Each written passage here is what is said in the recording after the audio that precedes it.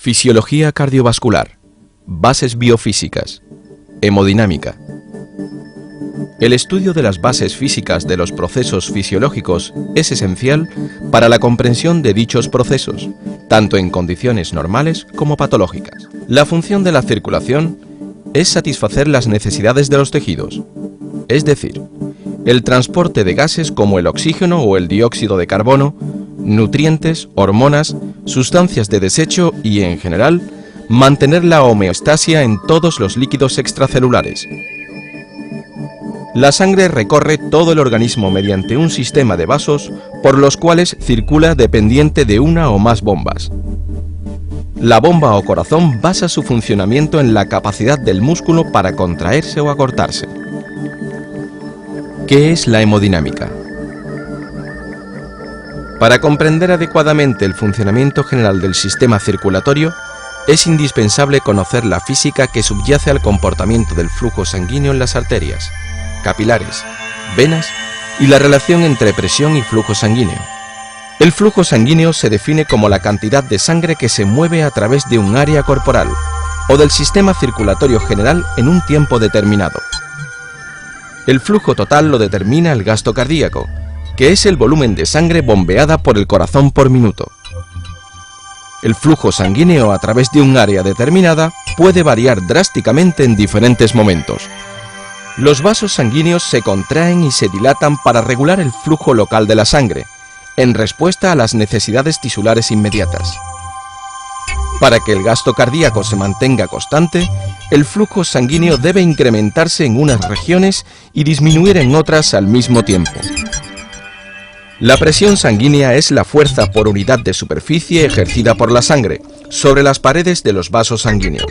Debido a la actividad cardíaca, la presión es máxima en el corazón. En las arterias la presión cae a medida que la distancia respecto del corazón aumenta, debido al efecto de la resistencia periférica. Este gradiente de presión impulsa la sangre desde el corazón a través del sistema circulatorio y vuelta al corazón. La resistencia periférica es la oposición al flujo sanguíneo, como resultado de la fricción desarrollada a medida que la sangre fluye a través de los vasos. Tres factores afectan fundamentalmente a la resistencia: la viscosidad de la sangre, el diámetro del vaso y su longitud.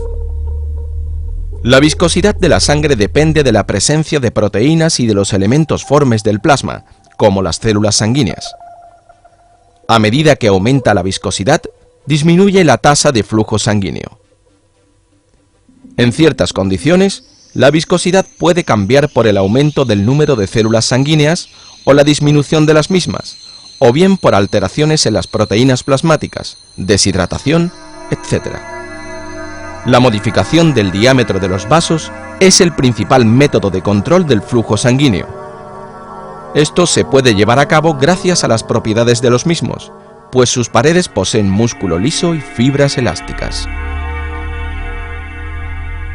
Por último, la longitud del vaso, aunque no se altera en condiciones físicas normales, también influye en el flujo sanguíneo, y cualquier aumento de su longitud se traduce en una disminución del flujo.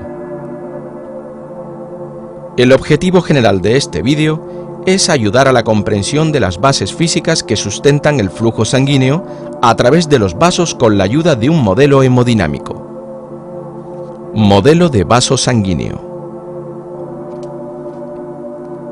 El papel del vaso sanguíneo será desempeñado por un tubo de vidrio transparente de 143 centímetros de longitud y 6 milímetros de diámetro interior aproximadamente. La caída de presión entre los extremos del tubo se mide mediante un transductor piezoresistivo. Este dispositivo posee en su interior una membrana que se deforma bajo la acción de la diferencia de presión entre los extremos del tubo. En respuesta a la deformación, el transductor genera una señal de tensión eléctrica que se registra mediante un sistema de adquisición de datos conectado a un ordenador personal, donde se convierte la tensión de entrada en unidades de presión. El gasto que circula por el tubo de vidrio se controla mediante una válvula de control y se mide mediante una microturbina conectada también al sistema de adquisición de datos. Caracterización del flujo laminar y turbulento. número de Reynolds crítico. Comenzamos trabajando con el gasto más bajo posible que permite la microturbina, con un valor aproximado de 0,2 litros por minuto. Comprobamos visualmente el carácter laminar del flujo mediante la inyección de un colorante. En el régimen de flujo laminar, cada elemento de fluido mantiene su identidad a medida que es arrastrado por el flujo sin mezclarse con los elementos vecinos. Por tanto, la traza dejada por el colorante inyectado es observable. Incrementamos progresivamente el gasto hasta observar la transición al régimen de flujo turbulento, momento en el que el marcador se mezcla completamente con el resto del fluido. Este momento nos define el gasto crítico. A partir del gasto crítico obtenido, y teniendo en cuenta el diámetro del vaso, la viscosidad del fluido y su densidad, determinamos el valor del número de Reynolds crítico. El número de Reynolds es un número adimensional que señala la transición entre el flujo laminar y turbulento. En un tubo cilíndrico, dicha transición ocurre para un valor aproximado de 2000. Comportamiento de la sangre en un vaso. Ley de Poiseuille. Resistencia vascular. El flujo laminar de un fluido a través de un vaso cilíndrico está gobernado por la ley de Poiseuille, cuya validez experimental comprobaremos seguidamente. Registramos para ello la caída de presión en el tubo para diferentes gastos. La ley de Poiseuille predice un aumento lineal de la caída de presión con el gasto. La resistencia vascular puede determinarse como la pendiente de la caída de presión en función del gasto. En este experimento, observamos cómo los datos obtenidos siguen la ley de Poiseuille, hasta un gasto aproximado de 0,5 litros por minuto. Para gastos superiores, la relación entre el caudal y la caída de presión deja de ser lineal. Este hecho señala que la transición entre los regímenes de flujo laminar y turbulento tienen lugar para un gasto crítico de 0,5 litros por minuto. El gasto crítico así obtenido es similar al determinado mediante la inyección de colorante y se corresponde con un número de Reynolds crítico próximo a 2000. Estrechamiento de un vaso arterial. Validez experimental de la ley de Bernoulli. Como segundo objetivo específico e ilustración del fenómeno de vasoconstricción-vasodilatación, veremos a continuación la correlación entre gasto y presión en el estrechamiento de un vaso gobernada por la ecuación de Bernoulli. El papel de vaso lo desempeñará un tubo de vidrio de 5 milímetros de diámetro interior que se estrecha en su parte central hasta reducir su diámetro a 2,2 milímetros aproximadamente. El gasto que circula por el conducto se mide mediante un rotámetro dispuesto en serie con la tubería que transporta el fluido. El gasto circulante queda indicado por la altura que alcanza una bolita alojada en el interior de un tubo graduado y por el que pasa el fluido. La caída de presión debida al estrechamiento se mide con otro transductor piezoresistivo. Registramos seguidamente la caída de presión para distintos valores del gasto, siempre dentro del régimen laminar. Resultados. En un estrechamiento, la caída de presión es proporcional al cuadrado del gasto, como se deduce de la ecuación de Bernoulli. Por tanto, en una vasoconstricción, la presión cae al aumentar el caudal mucho más rápidamente que en un tubo sin constricción, donde la caída de presión es lineal con el gasto. Resistencia de una asociación de vasos. El tercer objetivo establecido es la correlación entre gasto y presión en la ramificación de una arteria y la verificación de la ley de asociación de las resistencias vasculares en la ramificación. En este ejercicio práctico, investigamos la caída de presión que surge en la ramificación de un vaso y la distribución de los gastos en cada rama, evaluando la resistencia total de la asociación en paralelo resultante. Los tres vasos que surgen de la ramificación tienen un mismo diámetro interior, 2 milímetros aproximadamente, pero longitudes diferentes, 162, 232 y 322 centímetros. El caudal en cada rama se mide mediante rotámetros instalados en serie con cada vaso, lo que introduce una cierta resistencia local que habrá de tenerse en cuenta.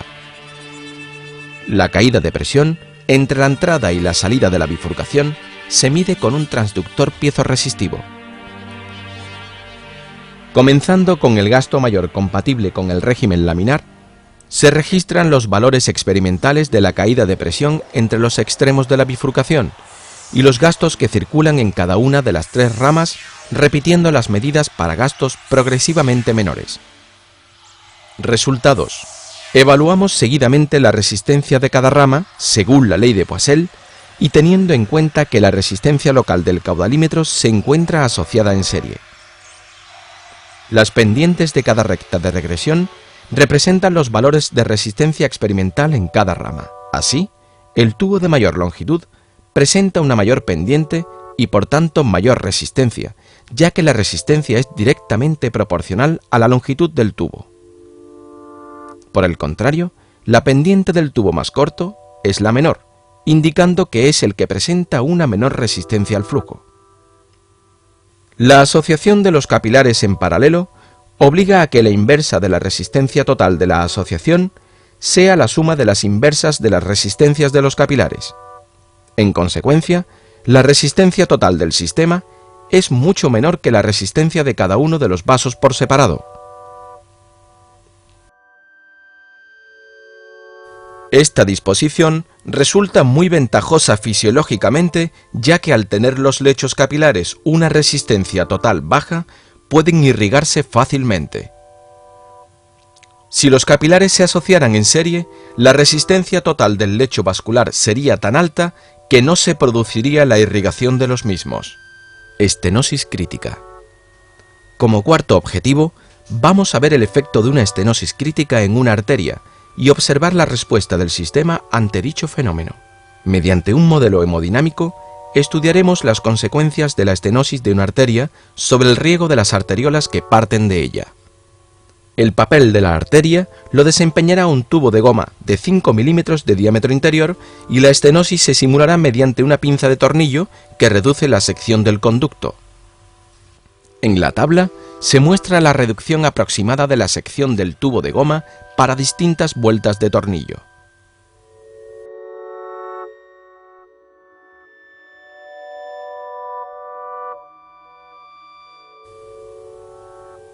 Para la ejecución de este ejercicio, abriremos la válvula de control y estableceremos un gasto inicial que se mide mediante el caudalímetro.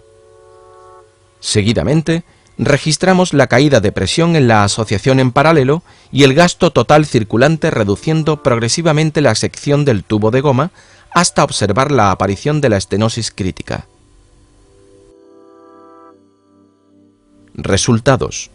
En la gráfica obtenida, podemos observar que reducciones de la sección de la arteria entre el 0% y el 80% no se traducen en cambios significativos del flujo en la red de capilares.